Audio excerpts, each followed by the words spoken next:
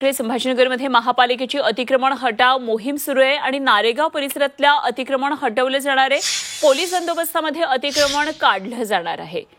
महत्त्वाची बातमी छत्रपती संभाजीनगरमधून आहे। छत्रपती संभाजीनगर शहरात आजपासून पुन्हा एकदा अतिक्रमणावर कारवाई होणार आहे आणि आज नारेगाव परिसरातला रस्ता मोकळा होणार आहे। गरवारे मैदानाजवळच्या जय भवानी चौक ते मनपाचं डम्पिंग ग्राउंड हा 30 मीटरचा रस्ता आता मोकळा होणार आहे। कारवाईच्या वेळी 20 जेसीबी, 10 पोकलेन, 15 टिप्पर, 200 पोलीस कर्मचारी आणि 350 मनपाचे कर्मचारी असा हा सगळा फौजफाटा या ठिकाणी असणार आहे। या कारवाईसाठी नारेगाव परिसरामध्ये जेसीबी आणि मनपा पथकं आता दाखल झालेली आहेत।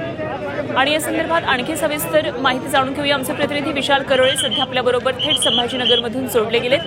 विशाल, मोठ्या फौजफाटासह आता प्रशासकीय अधिकाऱ्यांचा ताफा या ठिकाणी पोहोचल्याचं पाहायला मिळते।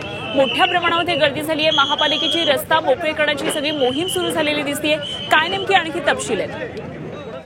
अनुपमा, नारेगाव परिसरात ही सगळी कारवाई करण्याचं महापालिकेने आयोजलं आहे। मात्र नागरिकांचा इथे विरोध दिसतोय। सकाळी 9 पासून मनपाचं पथक इथे आलेलं आहे। जवळपास 300 ते 400 पोलीस कर्मचारी सुद्धा या ठिकाणी दाखल झालेले आहेत। मात्र महानगरपालिकेने या ठिकाणी मार्किंग केलेली नाही असं इथल्या नागरिकांचं म्हणणं आहे। आम्हाला घरं काढण्यासाठी 24 ते 48 तासांचा वेळ द्यावा अशी त्यांची मागणी आहे। मात्र मनपा पथकानं सांगितल्यानुसार त्यांनी आधीच मार्किंग केली आहे, त्यामुळे आता माघार नाही अशा पद्धतीचं चित्र महापालिकेचं। त्यामुळे महापालिका अधिकारी आणि नागरिकांमध्ये बाचाबाची सुरू आहे। मोठ्या संख्येनं पोलिसांचा फौजफाटा या ठिकाणी दाखल झालाय। महापालिका कुठल्याही परिस्थितीत अतिक्रमण तोडण्यावर ठाम आहे, तर नागरिकांचा विरोध कायम आहे। या सर्व परिस्थितीत आता महापालिका नक्की काय निर्णय घेते, नागरिकांचा ऐकणार का, कारवाई आजच्या दिवसांसाठी स्थगित होते का, हे पाहणं महत्त्वाचं ठरणार आहे। तुर्तास महापालिकेची भूमिका आक्रमक आहे आणि लोकही आक्रमक झालेले आहेत। अनुपमा, ठीक, जरूर या सर्व घडामोडीवर विशाल लक्ष ठेवून राहा। वेळोवेळी आपल्याकडून ताजी माहिती जाणून घेत राहू। विशाल करोळे आमचे प्रतिनिधी छत्रपती संभाजीनगरमधून आपल्याबरोबर होते।